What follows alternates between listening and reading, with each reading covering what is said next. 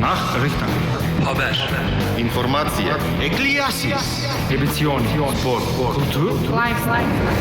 Се она што ви интересира и што сакате да го дознаете во оригинален јазик. Од сега во 35 едиции само на b2.mk. Биди информиран. Be informed. Градежното друштво Гранит нуди на издавање под закуп деловен објект, парцијално и целосно, терминал лоциран на близо од Водилчево.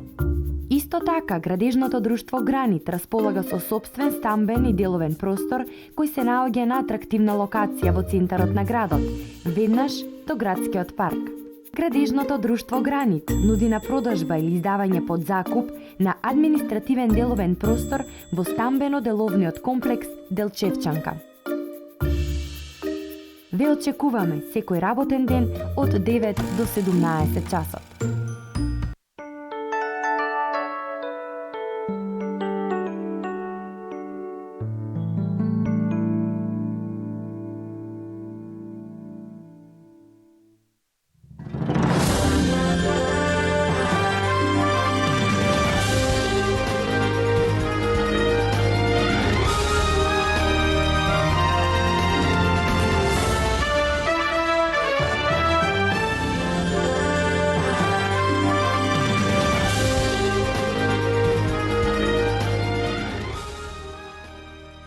Добар ден, пладневни вести на Канал Плюс. Почнуваме веднаш по кратката најава на дел од содржините.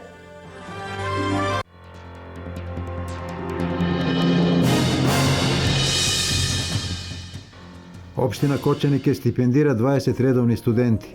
Конкурирањето е до 26 октомври во локалната самоуправа.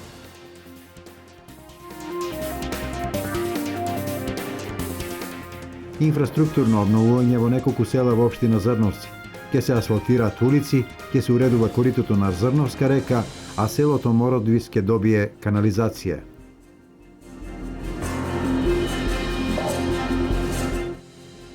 Пред есенската сеидба, земјоделците реагираат на скапиот семенски материјал. Државата дава субвенции за употреба само на сертифицирано семе.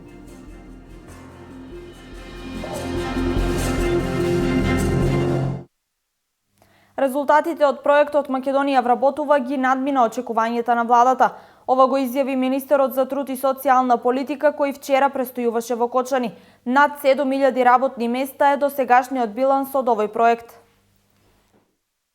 На новинарско прашање како се реализира акцијата на владата преку проектот Македонија вработува, министерот Диме Спасов пред новинарите истакна дека вработувањето по овој основ ја надмина бројката од 7.000 вработени на ниво на Република Македонија.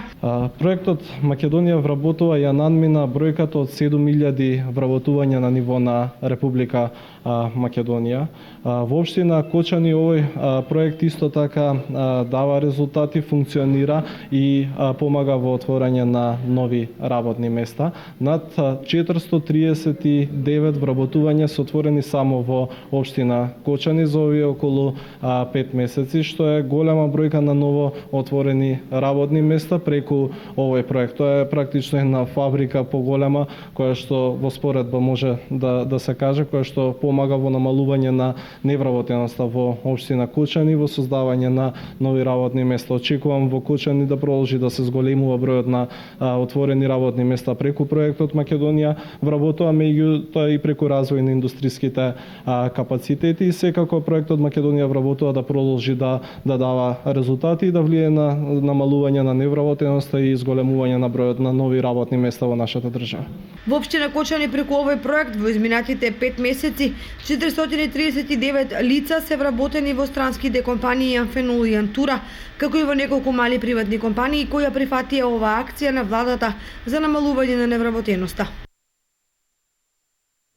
Во наредните 3 месеци општина Штип ќе работи на апликации за средства од програмата за прекугранична соработка. Во план е да се аплицира за 6 проекти, и тоа за реконструкција на 4 куќи во Новосело кои беа донирани од доктор Жан Митрев, за изградба на пат Шашаварлија Почивало Кошево, потоа за проширување на зоопаркот во соработка со општина Кјустендил, за изградба на детска градинка во 8 ноември, за обнова на возниот парк на противпожарната единица и за поставување на подземни контејнери за отпад.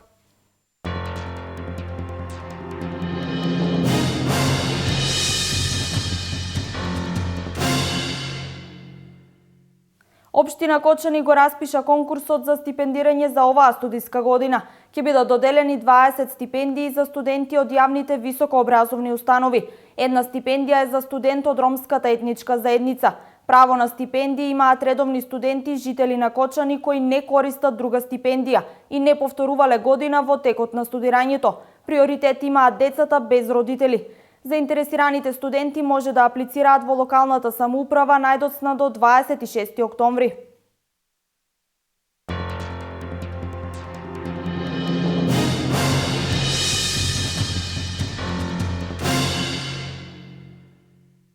Неколку села во општина Зрновци наскоро ќе добијат асфалтирани улици и атмосферска канализација. Со средства на општината и Министерството за транспорт и врски, во план е поставување асфалт на неколку улици, уредување и регулација на Зрновска река и канализација во село Мородвис. Преку проектот за асфалтирање општина Зрновци ќе работи на неколку улици во населбата. Улица Филе Ристов ќе добие асфалт, а ќе се асфалтира и крак од улицата Генерал Апостолски. Претходно на овие две улици ќе биде изведена и атмосферска канализација. Средствата за реализација на овој проект се од општинскиот буџет. Во тендерската постапка предвидена е изградба на парк плоштад во селата Мородвис и Видовиште, а се очекува да започне изградба на улицата Трифун Вангелов во село Мородвис. Во процедура е распишување на тендер за уредување и регулација на Зрновска река, како и асфалтирање на уште еден крак на улицата Генерал Апостолски и крак на улицата Скопска. Општината ќе започне и со изградба на фекална канализација во село Мородвис. Средствата за овој проект се обезбедени од Министерството за транспорт и врски. Продолжуваме на тема земјоделие. Пред есенската сејдба земјоделците реагираат на високата цена на сертифицираниот семенски материјал за кој државата исплаќа субвенции, а реагираат и на квалитетот на семето кое се нуди во земјоделските аптеки. Во пресред на есенската сејдба, Државниот инспекторат за земјоделство организира отворени денови за земјоделците. Целта на овие средби е преку непосредни разговори земјоделците да добијат одговор на повеќе прашања поврзани со сејдбените работи.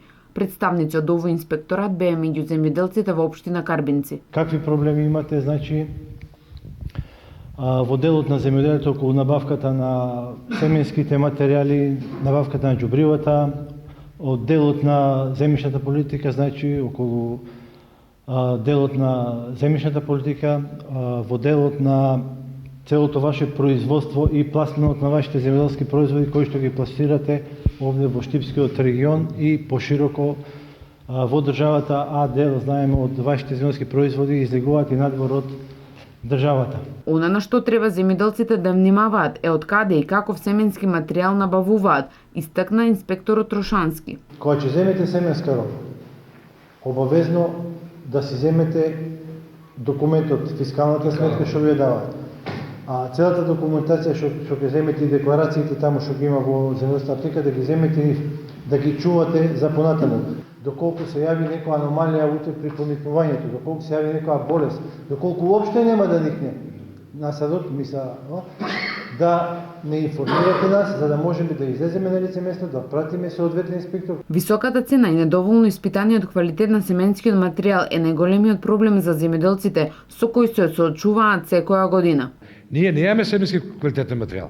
Сега тоа се праe за некој да отворе селектори, тука од нас, ке се од нашето жито запраши и евите семенски. Дека 22 динари ја на 100 декара, да речем, треба 100 декара. Семенски ме по 30-35 кила. Дека ќе ги немам тие пари. Јас се слагам да дадам. Јас купувам семенски материјал за 2-3 ектара. И од тоа семенски оставам. И дека се ја на 100 декара да земам семенски материјал.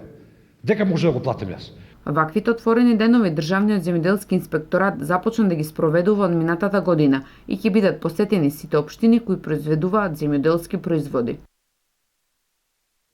Денес во Националната установа библиотека Гоце Делчев се одржува општински надпревар млади библиотекари. Организатор е Библиотекарското здружение на Македонија. Победникот од денешниот надпревар ќе се надпреварува на републичкиот надпревар за млади библиотекари.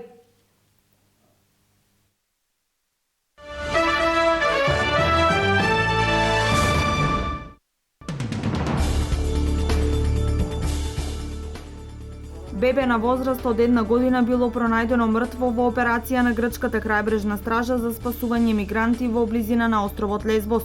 Во Чамецот имало околу 50 луѓе. Крајбрежната стража успеала да спаси голем дел од мигрантите од Чамецот. Представници на аеродромот Покхара во Непал јавија дека исчезнал мал туристички авион управуван од руски пилот, во кој уште се наоѓал и турист од Јужна Африка. Од контролата на летање на аеродромот не можат да воспостават врска со пилотот 4 часа, а авионот не е во состојба да лета повеќе од 2 часа. Потрагата по леталото се уште не дала резултати. 4 руски крстосувачки проектили од Каспиското море паднале во Иран, објави американски официјални лица. За сега нема извештаи за штетата што ја предизвикале. Сите наши истрелани ракети ја погодија целта, изјави портпарол на Руското министерство за одбрана. Иранското министерство за одбрана пак негираше дека на територијата на Иран паднале руски ракети користени во војната кампања врз Сирија. Тие тврдат дека тоа се информации што се дел од психолошката војна на Западот.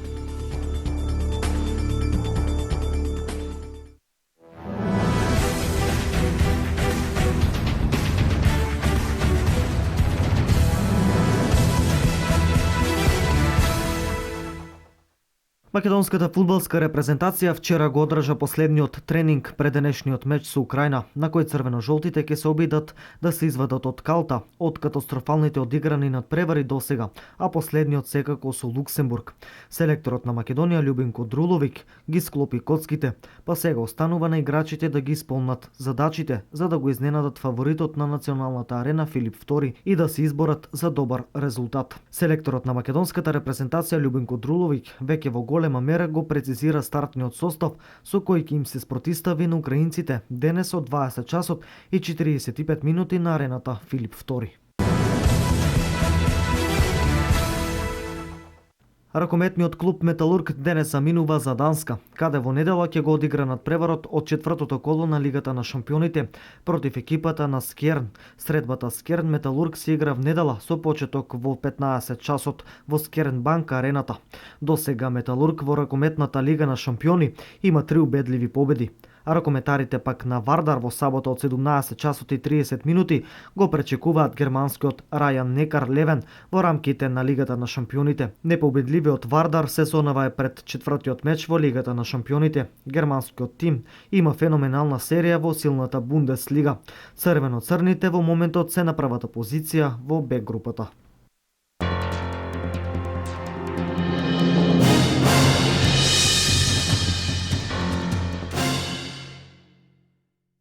Ова е се во планемното информативно издание на Канал Плюс. Повеќе за денешните случувања гледате во Дневникот во 16:30. Пријатен ден!